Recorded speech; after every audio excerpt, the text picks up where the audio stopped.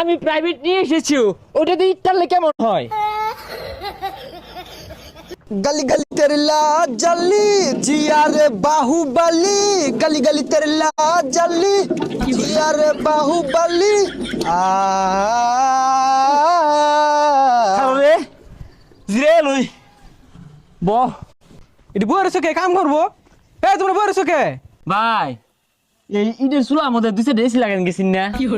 AC মারা লাগতো না, সর্বনাশ একটা ইট। যাও যাও যাও যাও, কাম লাগতো না, যাও বাড়ি যাও।